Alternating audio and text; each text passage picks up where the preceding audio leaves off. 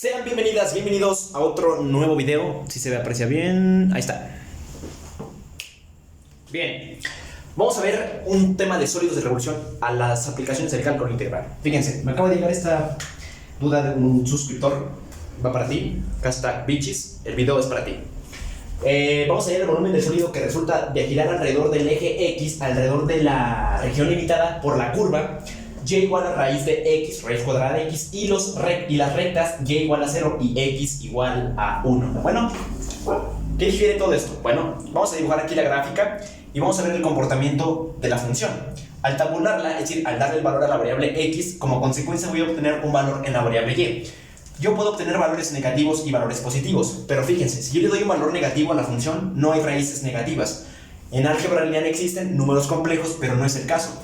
En cálculo integral, al haber un tema de sólidos de revolución, dice que realmente esta figurita, esta función, está girando sobre su propio eje. Como consecuencia, al dibujarla ya plasmada aquí, se aprecia la curvatoria de la función raíz cuadrada de x, perdón, y está limitada por la recta 0, donde está el origen, y 1, es decir, aquí está la recta.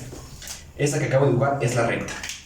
Pero como está girando sobre su propio eje, o sea, sobre su propio mismo eje del eje x, en el eje horizontal, pues ¿qué me dice? Pues que realmente hay otra figura paralela de este lado. ¿Por qué? Porque es una función, función radical, sí, porque es una raíz, pero si lo que dice es que está girando sobre su propio eje, es que aquí hay otra figura, viéndola tridimensionalmente. No sé si queda claro, es decir, como si fuera un disco y va girando sobre su propio eje. Realmente es como si fuera un disco, entonces lo dibujo más o menos así, al mismo estilo. Y realmente es lo mismo, es totalmente lo mismo, pero es un sólido, es algo simétrico. ¿Por qué? Porque gira sobre su propio eje. Ahora, aquí lo tenemos de este lado más plasmado para que se den cuenta. Aquí tenemos el disco, como si fuera un buffer pequeñito, un buffer. Y si lo analizamos, vemos que el disco pues, es un sólido. Ahora, para analizar su volumen, recordando que en cálculo integral, al sacar volumen se aplican doble integración, es decir, doble integral. ¿Sí o no? Porque calculas el área. ¿Y qué pasa en 3 dimensiones de un cuerpo sólido? Pues ya tienes área es decir, ya tienes la base por la altura, que es el área, y para calcular su volumen es esa área. Si ya el área es como, digamos, lo ancho y lo largo. En 3 dimensiones es anchura, largura y profundidad. Entonces, si ya tienes lo ancho y lo largo, ¿qué te falta? Lo del área, multiplicarlo por lo alto. Ese es el volumen. Área por altura es el volumen de un sólido, en este caso un sólido de revolución. ¿Por qué revolución? Porque va revolucionando, va girando, va oscilando, va generando permutaciones, va generando vueltas. Lo comparé con permutaciones porque tiene que ver con ondas, pero realmente va haciendo un giro. Como consecuencia tenemos que al calcular su volumen tenemos que tomar una muestra de este disco, o sea de este sólido. Tomamos como un disquito pequeño, lo extraemos, vamos a ponerlo justo aquí, lo voy a poner de color negro, y realmente es nada más una pequeña muestra de nuestro sólido de revolución. ¿Para qué me va a servir esto? Para poder calcular yo el área comprendida, o el volumen más bien dicho, de este sólido, de una sola muestra, para que como consecuencia multiplicarlo en n veces de acuerdo al intervalo que me dieron y tener el sólido o el volumen total de la figura. No sé si es claro.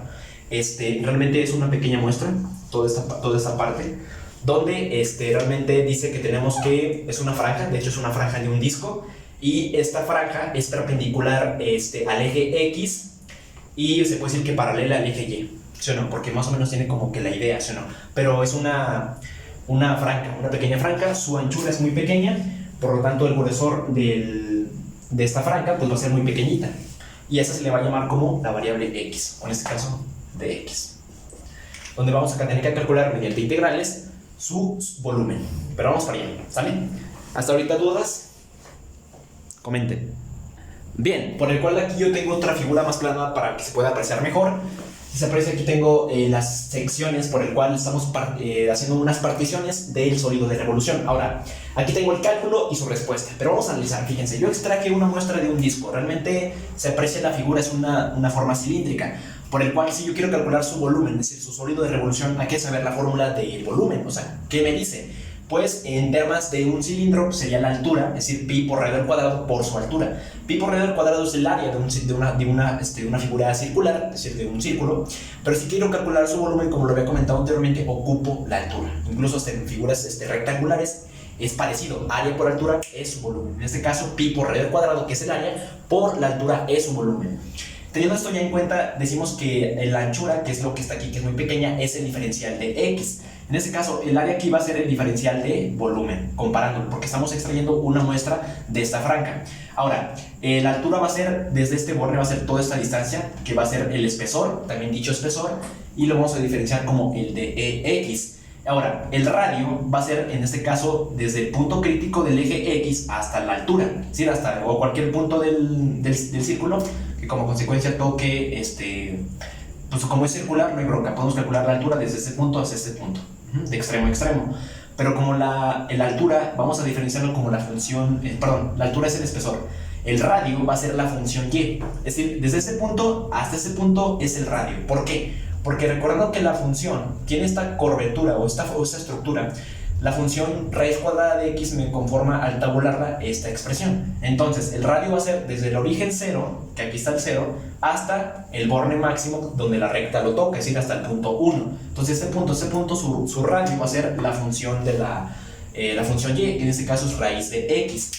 Y ya tengo los elementos, ya tengo la altura, que es el espesor de x, que es en este caso el gruesor. Como consecuencia ya tengo el radio y pues ya hay que calcular mediante su volumen, o sea, ya irnos directos al cálculo que dice la derivada del volumen, o en este caso con respecto al diferencial de B, porque voy a calcular volumen, es igual a pi por radio al cuadrado, es decir, área por altura es igual, no se ve, disculpen, área por altura es igual a volumen. ¿Y cuáles son sus unidades de un volumen? En unidades cúbicas. Como consecuencia decimos pi por radio al cuadrado, que es la altura, por altura, que es el volumen. Ahora,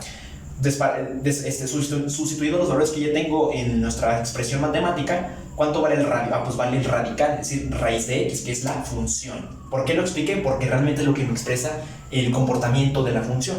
No sé si es claro. Como consecuencia, decir que el radio es la función es porque está del 0 hasta 1, o sea, realmente es como un sólido que va girando, Ese giro, desde este punto crítico hasta el punto máximo del círculo, es el radio, es la mitad del diámetro. Entonces, ya tenemos eso claro. Sustituyendo valores, el radio es raíz de x, lo elevo al cuadrado, se cancela el radical con el exponente, me queda pi por x de x. ¿Y qué procede para calcular su volumen? Voy a integrar. Entonces, la integral de db, o sea, integrar en ambos lados, me queda como consecuencia integral de db igual a la integral de los límites de 0 a 1. ¿Por qué de 0 a 1? Porque como estamos trabajando en el eje x, los pedacitos de francas que se están formando es desde 0 a 1. Entonces, todo está en el eje x, entonces va a ser de 0 a 1. Integrando a pi x de x, ¿sale? Sacando a pi como constante, como consecuencia al integrar de b, me queda nada más v, que aquí está, y se cancela el diferencial con la integral, es superación contraria. Entonces v es igual a la integral de 0 a 1 de pi x de x. Saco el pi, o sea, fíjense, integro de 0 a 1 de pi x de x, saco a pi como constante, se aprecia porque es una constante, e integro esta. Esta integral es directa, x a la n, es decir, n más 1 sobre n más 1, como tiene un exponente 1, 1 más 1, 2, entre 1 más 1, 2, multiplicado por el pi, aquí está. Y después voy a aplicar el teorema fundamental del cálculo de 0 a 1, donde pi x cuadrada entre 2 está definida de 0 a 1, es decir, desde los límites inferior al límite superior. Eventualmente son el número de francas que hay, pero lo que hice fue extraer una muestra, un disco pequeño. Finalmente, al aplicar el teorema fundamental del cálculo, evalúo primero el límite superior, es decir, donde haya una x sustituye el valor del límite superior, que es 1, y 1 al cuadrado, 1 por pi, pues es pi, entre 2, pues es pi medios. Entonces, el volumen es igual a pi medios en unidades cúbicas. Y sería la respuesta. Soy Omar González y estás en Camino a la Ingeniería.